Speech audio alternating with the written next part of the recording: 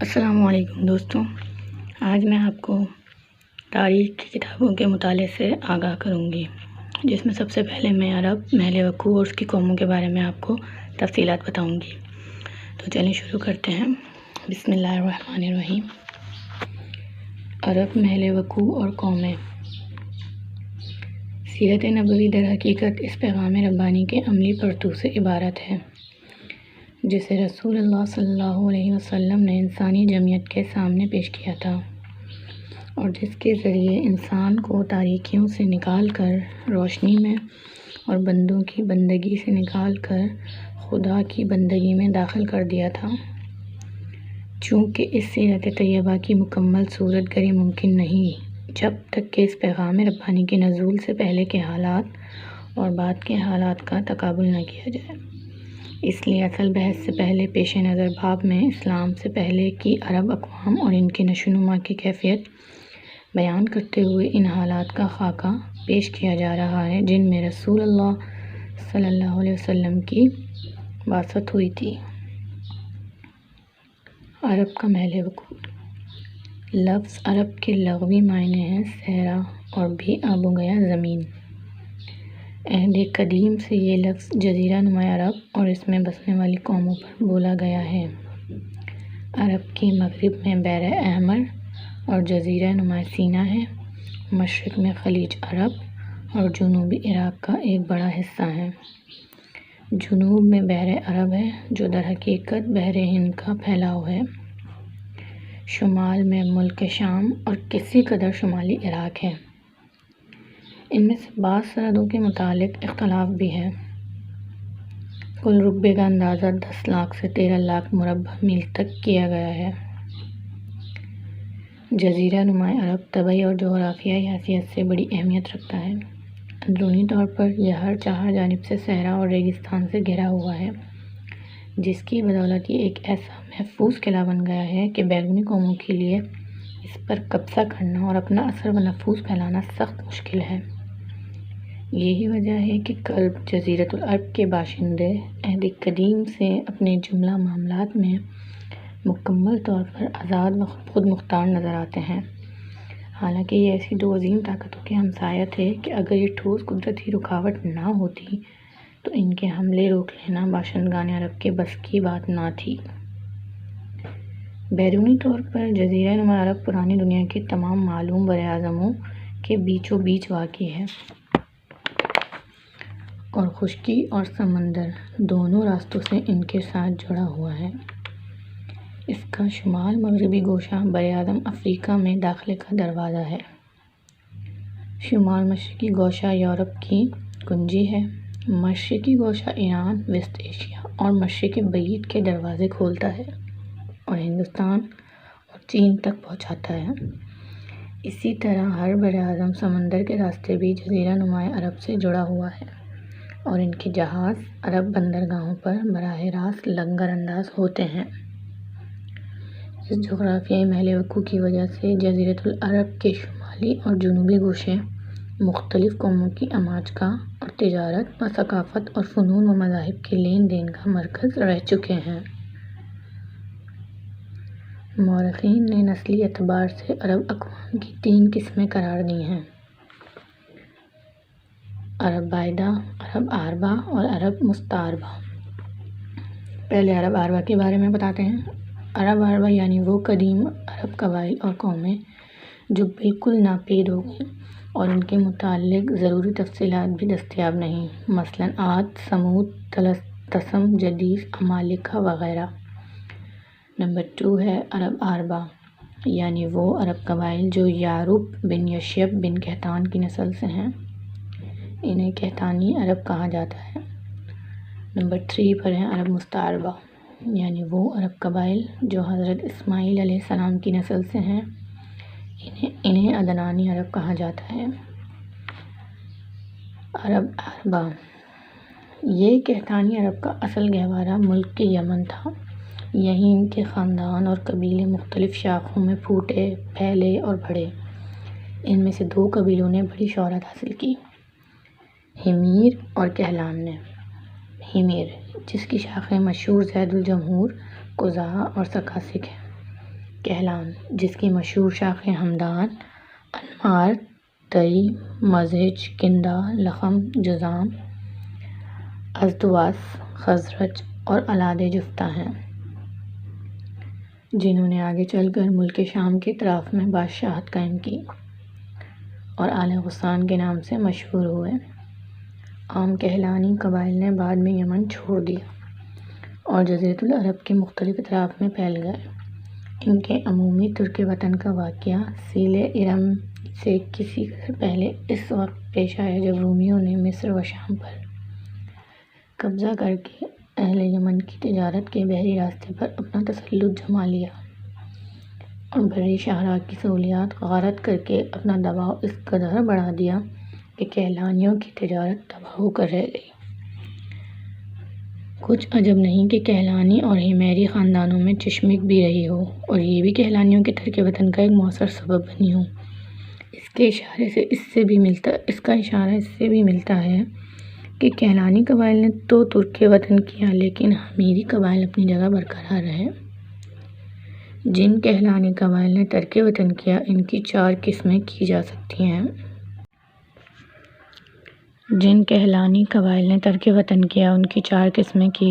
ہیں۔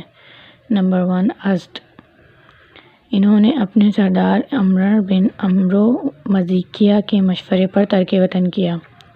پہلے تو یہ یمن ہی میں ایک جگہ سے دوسری جگہ منتقل ہوتے رہے اور حالات کا پتہ لگانے کے لیے آگے آگے ہر اول دستوں کو بھیجتے رہے، لیکن آخرکار شمال کا رخ کیا اور پھر مختلف شاخیں گھومتے گھماتے مختلف جگہ دائمی طور پر سکونت پذیر ہو گئیں۔ اس کی تفصیل یہ ہے: اس نے اولاً حجاز کا رخ کیا اور سلبیہ اور ذی قار کے درمیان اقامت اختیار کی۔ جب اس کی اولاد بڑی ہو گئی اور خاندان مضبوط ہو گیا تو مدینہ کی طرف کوچ کیا اور اسی کو اپنا وطن بنا لیا۔ اسی سلبہ کی نسل سے اوس اور خزرج ہیں جو سلبہ کے صاحبزادے حارثہ کے بیٹے ہیں۔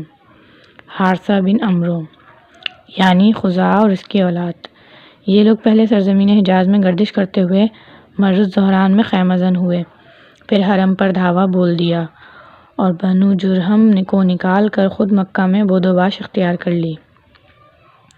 عمران بن عمرو، اس نے اور اس کی اولاد نے امان میں سکونت اختیار کی، اس لیے یہ لوگ ازد امان کہلاتے ہیں۔ نصر بن ازد، اس سے تعلق رکھنے والے قبائل نے تہامہ میں قیام کیا، یہ لوگ ازد شنوا کہلاتے ہیں۔ جفتہ بن عمرو، اس نے ملک شام کا رخ کیا اور اپنی اولاد سمیت وہیں متوطن ہو گیا، یہی شخص غسانی بادشاہوں کا جد اعلیٰ ہے۔ انہیں آل غسان اس لیے کہا جاتا ہے کہ ان لوگوں نے شام منتقل ہونے سے پہلے حجاز میں غسان نامی ایک چشمے پر کچھ عرصہ قیام کیا تھا۔ نمبر 2، لخمے و جذام۔ انہی لخمیوں میں نصر بن ربیعہ تھا جو ہیرا کے شاہان آل منظرے کا جد اعلیٰ ہے۔ نمبر 3، بنو تی۔ اس قبیلے نے بنو اسد کے ترک وطن کے بعد شمال کا رخ کیا اور عجا اور سلمہ نامی دو پہاڑیوں کے اطراف میں مستقل طور پر سکونت پذیر ہو گیا، یہاں تک کہ یہ دونوں پہاڑیاں قبیلہ تی کی نسبت سے مشہور ہو گئیں۔ نمبر 4، کندہ۔ یہ لوگ پہلے بحرین موجودہ الاحساء میں خیمہ زن ہوئے لیکن مجبوراً وہاں سے دستکش ہو کر حضرموت گئے، مگر وہاں بھی امان نہ ملی اور آخرکار نجد میں ڈیرے ڈالنے پڑے۔ یہاں ان لوگوں نے ایک عظیم الشان حکومت کی داغ بیل ڈالی، مگر یہ حکومت پائیدار نہ ثابت ہوئی اور اس کے آثار جلد ہی ناپید ہو گئے۔ کہلان کے علاوہ حمیر کا بھی صرف ایک قبیلہ قزاع ایسا ہے اور اس کا حمیری ہونا بھی مختلف فی ہے، جس نے یمن سے ترک وطن کر کے حدود عراق میں بادیۃ السماوہ کے اندر بود و باش اختیار کی۔ عرب مستعربہ۔ ان کے جد اعلیٰ سیدنا ابراہیم علیہ السلام اصلاً عراق کے ایک شہر اور کے باشندے تھے۔ یہ شہر دریائے فرات کے مغربی ساحل پر کوفے کے قریب واقع تھا۔ اس کی کھدائی کے دوران جو کتبات برآمد ہوئے ہیں ان میں ان سے اس شہر کے متعلق بہت سی تفصیلات منظر عام پر آئی ہیں اور حضرت ابراہیم علیہ السلام کے خاندان کی بعض تفصیلات اور باشندگان ملک کے دینی اور اجتماعی حالات سے بھی پردہ ہٹا ہے۔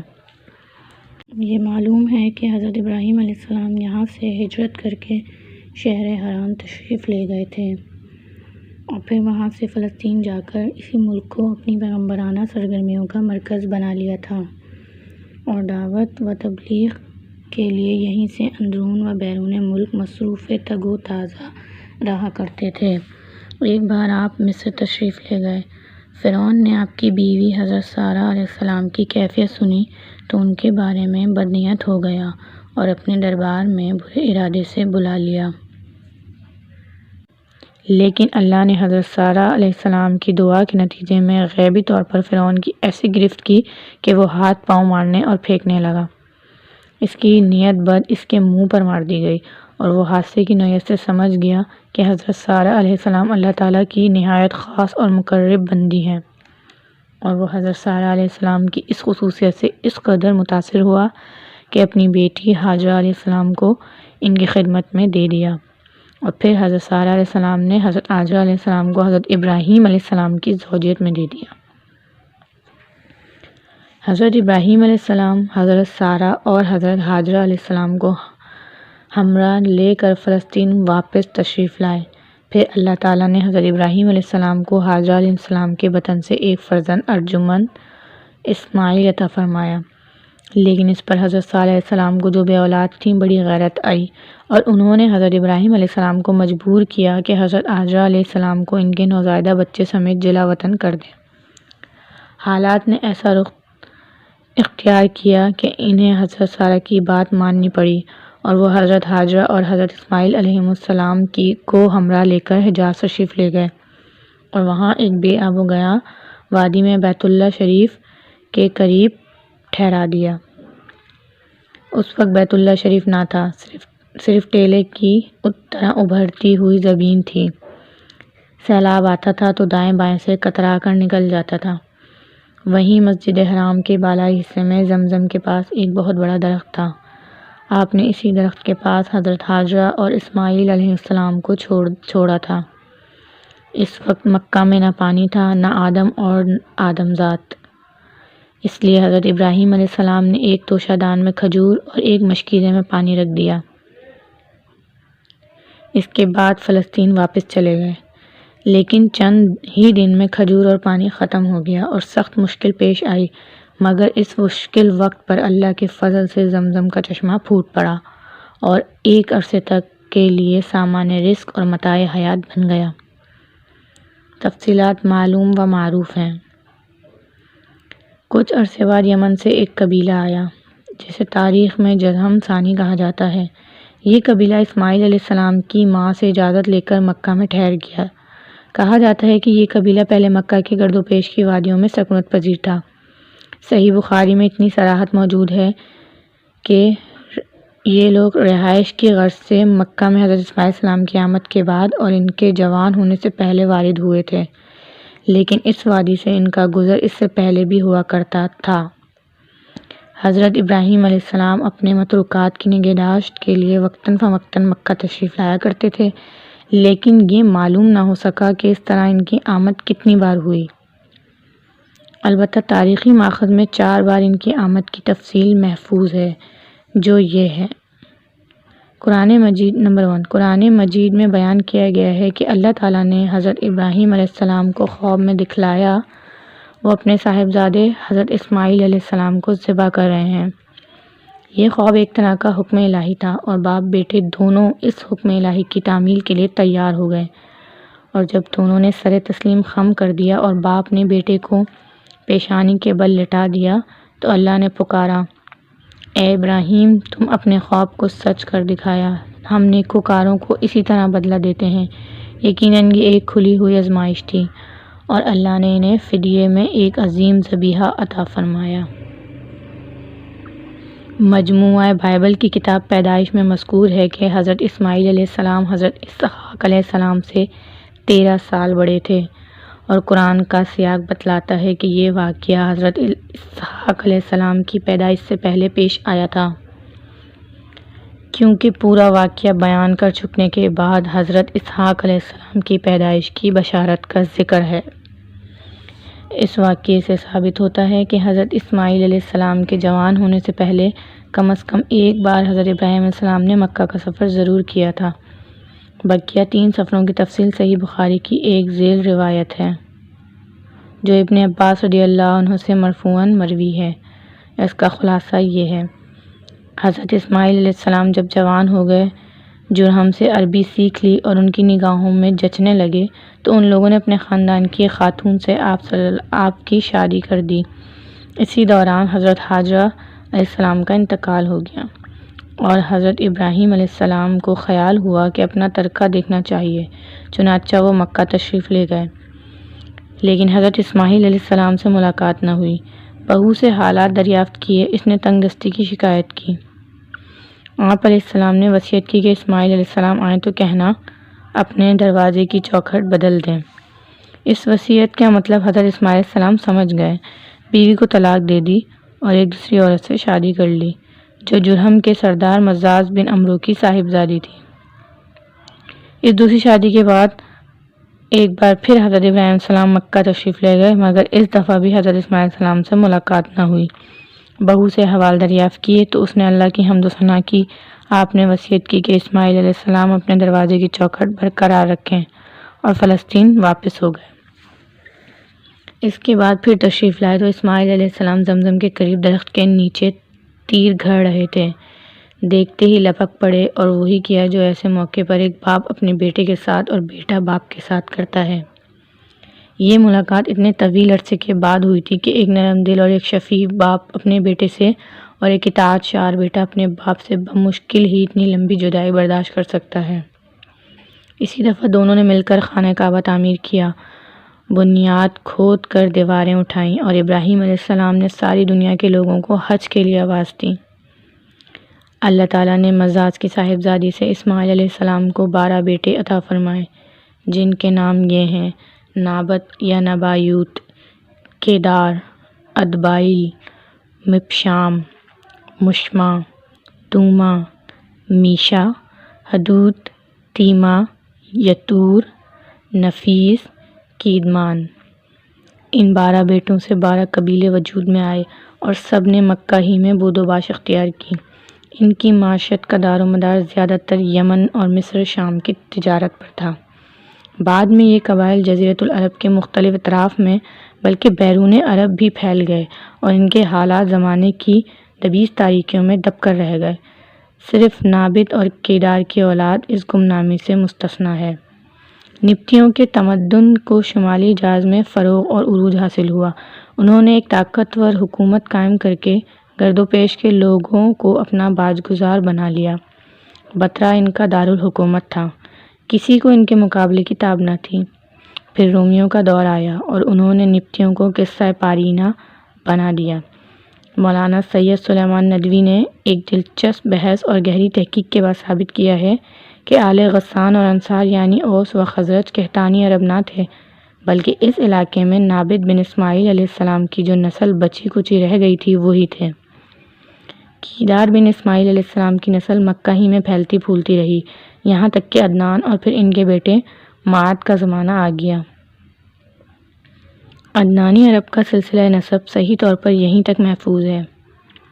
عدنان نبی صلی اللہ علیہ وسلم کے سلسلہ نسب میں 21ویں پشت پر پڑتے ہیں۔ بعض روایتوں میں بیان کیا گیا ہے کہ آپ صلی اللہ علیہ وسلم جب اپنا سلسلہ نسب ذکر فرماتے تو عدنان پر پہنچ کر رک جاتے اور آگے نہ بڑھتے۔ فرماتے کہ ماہرین انساب غلط کہتے ہیں، مگر علماء کی ایک جماعت کا خیال ہے کہ عدنان سے آگے بھی نسب بیان کیا جا سکتا ہے۔ انہوں نے اس روایت کو ضعیف قرار دیا ہے۔ ان کی تحقیق کے مطابق عدنان اور حضرت ابراہیم علیہ السلام کے درمیان 40 پشتیں ہیں۔ بہرحال معاد کے بیٹے نزار سے، جن کے متعلق کہا جاتا ہے کہ ان کے علاوہ معاد کی کوئی اولاد نہ تھی، کئی خاندان وجود میں آئے۔ در حقیقت نزار کے 4 بیٹے تھے اور ہر بیٹا ایک بڑے قبیلے کی بنیاد ثابت ہوا۔ چاروں کے نام یہ ہیں: ایات، انمار، ربیہ اور مضر۔ ان میں سے مؤخر ذکر 2 قبیلوں کی شاخیں اور شاخوں کی شاخیں بہت زیادہ ہوئیں۔ چنانچہ ربیہ سے اسد بن ربیہ، عنزہ، عبد القیس، وائل، بکر، تغلب، اور بنو حنیفہ وغیرہ وجود میں آئے۔ مضر کی اولاد 2 بڑے قبیلوں میں تقسیم ہوئی، ایک قیس ایلان بن مضر اور دوسری الیاس بن مضر۔ قیس ایلان سے بنو سلیم، بنو حوازن، بنو غطفان، غطفان سے ابس، ذبیان، اشجع اور غنی بن عاصور کے قبائل وجود میں آئے۔ الیاس بن مضر سے تمیم بن مرہ، حذیل بن مدرکہ، بنو اسد بن خزیمہ اور کنانہ بن خزیمہ کے قبائل وجود میں آئے۔ پھر کنانہ سے قریش کا قبیلہ وجود میں آیا۔ یہ قبیلہ فہر بن مالک بن نضر بن کنانہ کی اولاد ہے۔ پھر قریش بھی مختلف شاخوں میں تقسیم ہوئے۔ مشہور قریشی شاخوں کے نام یہ ہیں: جمح، سہم، عدی، مخزوم، تیم، زہرہ اور قصی بن کلاب کے خاندان، یعنی عبدالدار، اسد بن عبدالعزیٰ اور عبد مناف۔ یہ تینوں قصی کے بیٹے تھے۔ ان میں سے عبد مناف کے 4 بیٹے ہوئے، جن سے 4 ذیلی قبیلے وجود میں آئے، یعنی عبد شمس، نوفل، مطلب اور ہاشم۔ انہی ہاشم کی نسل سے اللہ تعالیٰ نے ہمارے حضور محمد صلی اللہ علیہ وسلم کا انتخاب فرمایا۔ رسول اللہ صلی اللہ علیہ وسلم کا ارشاد ہے کہ اللہ تعالیٰ نے ابراہیم علیہ السلام کی اولاد میں سے اسماعیل علیہ السلام کا انتخاب فرمایا، پھر اسماعیل علیہ السلام کی اولاد میں سے کنانہ کو منتخب کیا اور کنانہ کی نسل سے قریش کو چنا، پھر قریش میں سے بنو ہاشم کا انتخاب کیا اور بنو ہاشم میں سے میرا انتخاب کیا۔ ابن عباس رضی اللہ عنہ کا بیان ہے کہ رسول اللہ صلی اللہ علیہ وسلم نے فرمایا، اللہ تعالیٰ نے خلق کی تخلیق فرمائی تو مجھے سب سے اچھے گروہ میں بنایا، پھر ان کے بھی 2 گروہوں میں سے زیادہ اچھے گروہ کے اندر رکھا، پھر قبائل کو چنا تو مجھے سب سے اچھے قبیلے کے اندر بنایا، پھر گھرانوں کو چنا، مجھے سب سے اچھے گھرانے میں بنایا، لہٰذا میں اپنی ذات کے اعتبار سے بھی سب سے اچھا ہوں اور اپنے گھرانے کے اعتبار سے بھی سب سے بہتر ہوں۔ بہرحال عدنان کی نسب جب زیادہ بڑھ گئی تو وہ چارے پانی کی تلاش میں عرب کے مختلف اطراف میں بکھر گئی۔ چنانچہ قبیلہ عبدالقیس نے بکر بن وائل کی کئی شاخوں نے اور بنو تمیم کے خاندانوں نے بحرین کا رخ کیا اور اسی علاقے میں جا بسے۔ بنو حنیفہ بن صحاب بن علی بن بکر نے یمامہ کا رخ کیا اور اس کے مرکز حجز میں سکونت پذیر ہوئے۔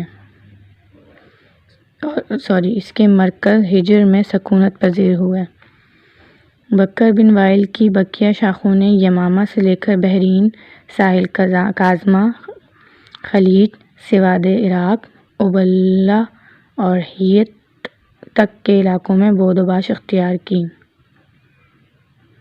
بنو تغلب جزیرہ فراتیہ میں اقامت گزین ہوئے، البتہ ان کی بعض شاخوں نے بنو بکر کے ساتھ سکونت اختیار کی۔ بنو تمیم نے بادیہ بصرہ کو اپنا وطن بنایا۔ بنو سلیم نے مدینہ کے قریب ڈیرے ڈالے۔ ان کا مسکن وادی القریٰ سے شروع ہو کر خیبر اور مدینہ کے مشرق سے گزرتا ہوا حرہ بن سلیم سے متصل 2 پہاڑوں تک منتہی ہوتا تھا۔ بنو ثقیف نے طائف کو وطن بنا لیا اور بنو حوازن نے مکہ کے مشرق میں وادی اوتاس کے گرد و پیش ڈیرے ڈالے۔ ان کا مسکن مکہ، بصرہ، شہرہ پر واقع تھا۔ بنو اسد تیمہ تیمہ کے مشرق اور کوفہ کے مغرب میں خیمہ زن ہوئے۔ ان کے اور تیمہ کے درمیان نبوتی کا ایک خاندان بہتر آباد تھا۔ بنو اسد کی آبادی اور کوفہ کے درمیان 5 دن کی مسافت تھی۔ بنو ذبیان تیمہ کے قریب ہوارن کے اطراف میں آباد ہوئے۔ تیہامہ میں بنو کنانہ کے خاندان رہ گئے تھے۔ ان میں سے کرشی خاندانوں کی بود و باش مکہ اور اس کے اطراف میں تھی۔ یہ لوگ پراگندہ تھے، ان کی کوئی شرادہ بندی نہ تھی، تاہم کہ قصی بن کلاب اور ابھر کر منظر عام پر آیا اور قریشوں کو متحد کر کے شرف، عزت اور بلندی و وقار سے بہرہ کیا۔ آج کے ویڈیو کا اختتام یہیں پہ ہوتا ہے۔ اگلی ویڈیو میں انشاءاللہ آپ کے ساتھ دوسرا مضمون لے کر حاضر ہوتی ہوں۔ تب تک کے لیے اللہ حافظ۔